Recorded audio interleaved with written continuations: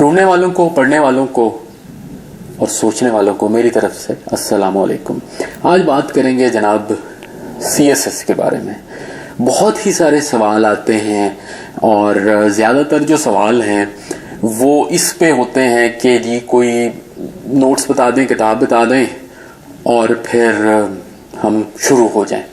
आम तौर पे जो मुरवजा CSS का फॉर्मूला है वो ये समझा गया है कि 25-30 किताबें हों, एक कमरा हो और वालदा साहिबा जो हैं वो चाय या दूध सोडा जैसा सीज़न हो वो प्रोवाइड करती रहें और उम्मीदवार जो हैं वो 8-9 महीने 10 महीने या 1 साल बाद बाहर बरामद हों, पर्चे दें और कामयाबी उनके कदम चूम ले। मेरी नाकिस राय में इस फार्मूले से थोड़ा सा आगे बढ़ना होगा और वो मेरी राय क्या है और वो आगे कैसे बढ़ सकते हैं और कैसे अपनी सक्सेस के जो चांसेस हैं उनको मैक्सिमाइज कर सकते हैं, ज़्यादा से ज़्यादा उसकी लाइक्लीहुड को बढ़ा सकते हैं। उसके लिए मुझे जो आइडिया मिला वो एक बड़े ज़बरदस्त क्वेश्चन से मिला। किसी ने वो क्वेश्चन भेजा कि आप ये बताइए कि अगर ज़ीरो से शुरू करना हो किसी ने CSS की तैयारी, ज़ीरो से, और उसको सिलेबस भी नहीं पता, उसको कुछ नहीं पता, तो उसको क्या मशवरा देंगे? ये सवाल मुझे बड़ा पसंद आया। वो इस तरह कि हम जब CSS के बारे में तैयारी करते हैं तो हम बहुत सारी चीज़ें चूँकि जानते हैं वो सारी चीज़ें गड़मड़ हो जाती हैं। मतलब हम सोचते हैं जी 12 पर्चे हैं, हम सोचते हैं 6 कंपलसरी हैं, 6 ऑप्शनल हैं, ये पर्चा नंबर दे रहा है, ये नहीं दे रहा है, साइकोलॉजिकल में क्या करेंगे, इंटरव्यू में क्या करेंगे। इन सारी चीज़ों, पास पेपर्स को देखते हैं, वो सारी चीज़ें जब हम पहले देख लेते हैं ना तो वो सारी चीज़ें फिर हमें कंफ्यूज करती हैं। मेरी राय में 4 एरियाज हैं जिनको अगर आप कवर कर लें, जिसमें आपकी अंडरस्टैंडिंग हो, कॉम्प्रिहेंशन हो, नॉलेज हो, बेस हो, फाउंडेशन हो, तो आप 80-90% ऑफ जो इसका सिलेबस है उसको कवर भी कर जाएंगे। दूसरी बात ये होगी कि आप कहीं भी आपके कॉन्फिडेंस में कमी नहीं आएगी और तीसरी बात ये होगी ना सिर्फ ये आपको इंटरव्यू में हेल्प करेगी बल्कि पोस्ट CSS भी करेगी। अगर पोस्ट CSS आप कामयाब होते हैं अच्छी बात है, अगर खुदा न खास्ता नहीं भी होते तो आपको और जगह पे इसकी हेल्प ले। तो बजाय इसके कि इस अपॉर्चुनिटी में इतना पढ़ रहे हैं तो इसको ज़रा सिस्टमेटिकली कर लिया जाए और इसके अंदर अपनी फाउंडेशन बना ली जाए। उसकी बजाय अगर ऊपर से इधर से नोट्स, उधर से नोट्स, इधर से किताब, ये किताब, वो किताब पकड़ के तो आप चाहें कि जल्दी जल्दी मैं कर लूँ, तो मेरी नज़र में ये बेहतर है कि इसको एक ही दफ़ा सिस्टमेटिकली कर लिया जाए और उसमें उतना ही टाइम लगता है जितना उसमें लगता है। सिर्फ ये है कि ये नॉलेज फिर आपका कभी ज़ाया नहीं होता। तो वो 4 की एरियाज कौन से हैं मेरी नज़र में? सबसे पहला की एरिया ये है कि आपको लिखना आना चाहिए। अब ये सादी सी बात है, लिखना बदकिस्मती से हमारे यहाँ उसकी प्रैक्टिस ज़रा कम होती है। अभी अंग्रेज़ी और उर्दू की बात मैं बाद में करता हूँ। सबसे पहले लिखने के लिए जो चीज़ ज़रूरी है वो ये होती है कि आपके जहन में आइडियाज़ और कॉन्सेप्ट्स जो हों वो किसी ऑर्गेनाइज्ड फॉर्म में मौजूद हों। जब हम गुफ्तगू करते हैं तो हमारी ज़्यादा गुफ्तगू जो है वो मुनज़्ज़म नहीं होती और जब हम लिखते हैं तो बिल्कुल ही मुनज़्ज़म नहीं होती, क्योंकि उसके लिए अक्सर हमें अल्फाज नहीं मिलते। उन आइडियाज़ को ट्रांसलेट नहीं कर सकते, उनको हम शक्ल नहीं दे सकते जुमलों की या पैराग्राफ्स की या एक मज़मून की। दूसरी बात यह है कि मुकाबले के इम्तिहान में CSS में ज़्यादातर जो लिखा जाता है वो अंग्रेज़ी में लिखा जाता है। इस बहस को छोड़ के कि होनी चाहिए नहीं होनी चाहिए, मैं ये कहूँगा कि चूँकि सारी मास्टर डिग्रीज अब अंग्रेज़ी में हैं, इसको फिर अंग्रेज़ी ही बेहतर है, क्योंकि अगर आपको उर्दू में लिखना पड़ेगा तो आपकी जो सारी डिग्रीज हैं वो उसके साथ अलाइन नहीं होती। वैसे तो हम सारे उर्दू बोलते हैं। फिर जो लिखना है वो इसलिए ज़रूरी है कि आपके इंग्लिश ऐसे का 1 या 2 पेपर नहीं है। आप जहाँ पर भी लिख रहे हैं, सवाए वो ऑब्जेक्टिव टाइप मल्टीपल चॉइस कुछ क्वेश्चन जो होंगे कुछ पेपर्स में, आप ज़्यादातर इंग्लिश ऐसे ही लिख रहे हैं। और इंग्लिश ऐसे का लिखना मैं ये समझता हूँ कि वो एक्चुअली अंग्रेज़ी का टेस्ट नहीं है, वो क्रिटिकल थिंकिंग का टेस्ट है, वो एनालिसिस का टेस्ट है, वो कंपैरिजन का, वो आर्गुमेंट्स का टेस्ट है। और सैकड़ों सालों से इंसान की जो पढ़ी लिखी तारीख है उसमें लोग एसेज ही लिख रहे हैं। आप बड़े बड़े फिलोसफर उठा लीजिए, पॉलिटिकल साइंटिस्ट उठा लीजिए, इकोनॉमिस्ट उठा लीजिए, 20वीं सदी तक वो जो कुछ लिखते रहे हैं वो एसेज की फॉर्म में लिखते हैं। हम जो अखबार में कॉलम पढ़ते हैं ये छोटे छोटे एसेज हैं। हम जो अदरवाइज पढ़ते हैं ये सारे किसी न किसी फॉर्म में ऐसे हैं। سو اگر آپ کو ایسے لکھنے کو کہا جا رہا ہے تو یہ ایک بہت بڑا سکل ہے اور یہ بڑا سمجھ کے کہا جا رہا ہے، اور میری نظر میں یہ بڑی بدقسمتی ہوگی اس دن جب اگر یہ ایسے نہ رہا۔ اس کی وجہ یہ ہے کہ آپ اپنے آرگنائزڈ خیالات کو آرگنائز کر کے اس کو ان لوگوں تک پہنچائیں گے کیسے؟ پھر تو سارے لوگ اپنی باتیں کرتے رہیں گے، پھر وائس نوٹس بھیجتے رہیں گے کیا؟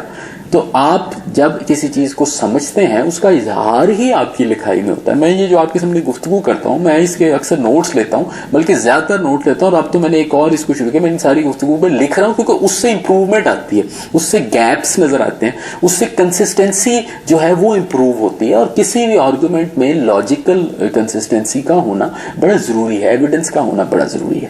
تو لکھنا آپ کو آنا چاہیے۔ لکھنے میں ایک چیز ہے جو میں نے عرض کی، جو آئیڈیاز کو ویو کرنا ہے، اور دوسرا چیز ہے آپ کا ایکسپریشن کیا ہے؟ ایکسپریشن کا مطلب یہ ہے کہ اپنا مافی ضمیر، اپنے خیالات کیا آپ کاغذ پہ منتقل کر سکتے ہیں؟ کیا آپ کا دماغ اور اس دماغ کے اندر جو آپ کا ذخیرہ الفاظ ہے وہ اتنا ہے؟ کیا آپ مناسب جملے بنا سکتے ہیں؟ تو آپ کو اس پہ محنت کرنی چاہیے۔ اس پہ محنت کرنے کے کئی طریقے ہیں۔ مین طریقہ جو میں سمجھتا ہوں کہ آپ ڈیلی لکھیں، لیکن اس کو ڈیلی اینالائز کرنے کے بجائے تھوڑے گیپ کے بعد اینالائز کریں، اس کے بعد آپ کسی کو دکھائیں، پھر آپ پارٹس میں امپروومنٹ کریں اپنی رائٹنگ میں۔ آپ اگر چھوٹے پہلے ایک پیرا لکھنا شروع کریں، پھر 2 پیرے لکھیں، 3 پیرے لکھیں، 4 پیرے لکھیں، پھر پورا مضمون لکھیں۔ دوسرا یہ ہے کہ آپ انٹروڈکشنز لکھتے جائیں چیزوں کی، پھر اس کے بعد باڈیز، پھر اس کے بعد کنکلوژنز، اور اس طرح۔ تو آپ کو ریٹن ایکسپریشن پہ محنت کرنی ہوگی، آپ کو ڈیلی 1-2 گھنٹے ریٹن ایکسپریشن پہ میرا خیال ہے کہ 1857 از اے سوٹیبل ٹائم جہاں سے آپ شروع کر لیں۔ اس سے پہلے تھوڑا بہت آپ پڑھ لیں یا آپ کو آئیڈیا بھی ہوگا، لیکن آپ باقاعدہ 1857 سے شروع کریں، اور یا سر سید احمد خان کے آس پاس سے شروع کریں، تو آپ کے پاس 2 فیزز آ جائیں گے، 1857 سے 1947 جو تحریک پاکستان ہے، اور 1947 سے اب تک، اسی میں ہی آپ ایک 2 آپ کو کتابیں بھی اچھی مل جائیں گی۔ آپ کو تاریخ کا پتہ ہونا چاہیے۔ دوسری بات یہ ہے کہ پاکستان کی آپ کو سسٹم، سٹرکچر اور گورننس کا پتہ ہونا چاہیے۔ وہ کیسے پتہ چلے گا؟ اس کے لیے جو بنیادی گائیڈنگ پرنسپل یا گائیڈنگ ڈاکومنٹ ہے وہ کانسٹیٹیوشن ہے۔ آپ کو آئین کا پتہ ہونا چاہیے، آئین کے ساتھ ساتھ آپ کو پھر اس سے جڑے ہوئے جو ایشوز ہیں ان کا پتہ ہونا چاہیے، آپ کو NFC کا پتہ ہونا چاہیے، آپ کو جیسے آج کل 18th امینڈمنٹ ہے، آپ کو اس کا پتہ ہونا چاہیے، آپ کو گورننس اسٹرکچر کا پتہ ہونا چاہیے، پارلیمنٹری ڈیموکریسی کیا چیز ہے، اسمبلیاں کیا چیز ہیں، انسٹیٹیوشنز کیا چیز ہیں، بیوروکریسی ایون کیا چیز ہے، بیوروکریسی کا کیا رول ہے، کس کی کیا ڈیوٹیز ہیں، لوکل گورنمنٹ کیا ہے۔ تو یہ جو سسٹم اور سٹرکچر اور گورننس ہے نا، یہ آپ کو پاکستان کی پتہ ہونا چاہیے۔ تیسری بات جو آپ کو پاکستان کے بارے میں پتہ ہونا چاہیے وہ سوسائٹی کا آپ کو پتہ ہونا چاہیے۔ ہمیں آئیڈیا ہوتا ہے کہ جی پاکستانی لوگ ایسے ہیں، نہیں، ایکڈیمکلی آپ کو پتہ ہونا چاہیے۔ آپ کو پتہ ہونا چاہیے کہ ایتھنیسٹی کے ایشوز کیا ہیں، آپ کو پتہ ہونا چاہیے لینگویجز کے ایشو کیا ہیں، آپ کو پتہ ہونا چاہیے ہمارے سوشل سٹرکچرز کیا ہیں، ٹرائبز ہیں، کلینز ہیں، برادریز ہیں، وہ کیسے آرگنائز ہیں، کس علاقے کی سوشل ہسٹری کیا ہے۔ اگر ہم کراچی سے شروع کریں اور گلگت بلتستان تک جائیں تو ہر علاقے کی ایک اپنی یونیک جیوگرافی ہے، یونیک ہسٹری ہے، یونیک کلچر ہے، اس کے بارے میں آپ کو ایکڈیمکلی آئیڈیا ہونا چاہیے۔ اس پہ بکس موجود ہیں،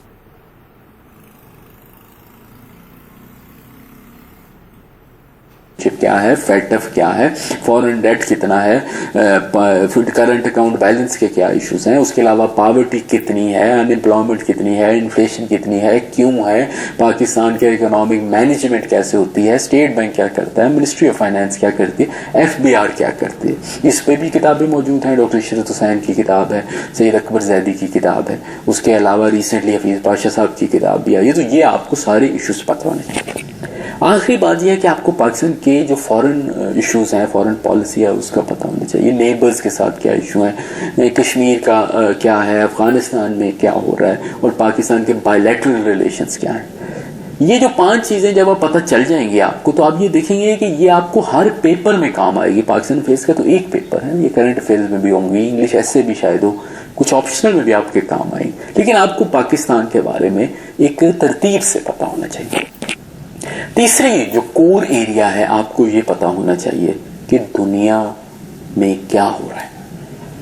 دنیا کا نظام کیا ہے, ورلڈ آرڈر کیا ہے, وہ کیسے پتہ چلے گا؟ آپ کو پتا ہونا چاہیے کہ انٹرنیشنل آرگنائزیشنز کون سی ہیں, یو این کیا کرتا ہے, سیکورٹی کاؤنسل اور جنرل اسمبلی میں کیا فرق ہے, یو این کا چارٹر کیا ہے, چیپٹر 7 اور چیپٹر 6 میں کیا فرق ہے, permanent member, non permanent member, پھر ادر آرگنائزیشنز کیا ہیں, پھر I M F, World Bank کیا ہے, پھر اس کے ساتھ ساتھ WTO کیا ہے,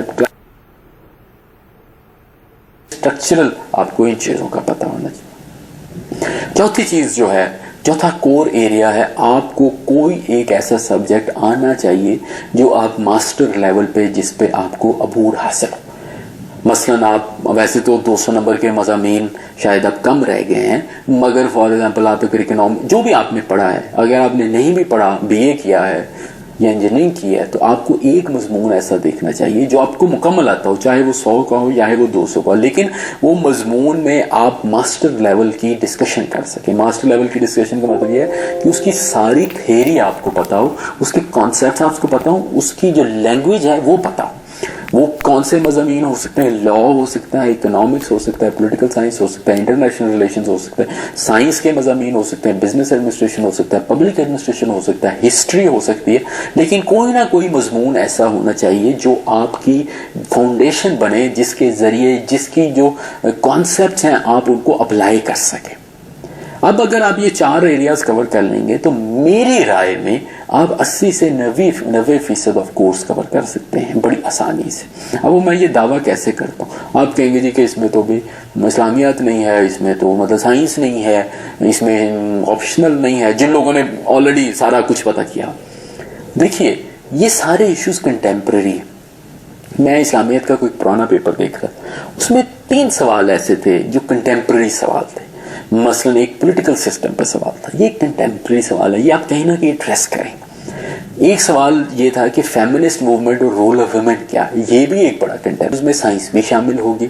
اچھا, یہ اگر آپ اکانومی آپ کا فرض کیجئے کہ اسپیشل سبجیکٹ اکنامکس ہے, تو وہ آپ کو یوز ہو رہا ہے. آپ کے انگلش ایسے میں شاید کوئی اکنامکس سے ایسے آ جائے, آپ جب پاکستان کا پیپر دیں تو اس میں اکنامکس کا سوال آ جائے, کرنٹ افیئر کا پیپر دیں اس میں اکنامکس کا سوال آ جائے. آپ کا فرض کیجئے لا ایک مین سبجیکٹ ہے, تو وہ لا کا سبجیکٹ کئی جگہ پہ یوز ہو سکتا ہے. تو کہیں نہ کہیں یہ ساری چیزیں اوور لیپنگ ہیں. ایون اگر آپ اسمالر تو نہیں کہنا چاہیے, ایون اگر آپ وہ سبجیکٹس پڑھیں گے جس کو آپ تھوڑا ٹائم دیں گے, تو اگر آپ پبلک ایڈمنسٹریشن پڑھیں, اگر آپ ہسٹری پڑھیں, اگر آپ کوئی لا پڑھیں, وہ بھی ساری چیزیں کرنٹ ایشوز کے ساتھ لنک ہوتی ہیں.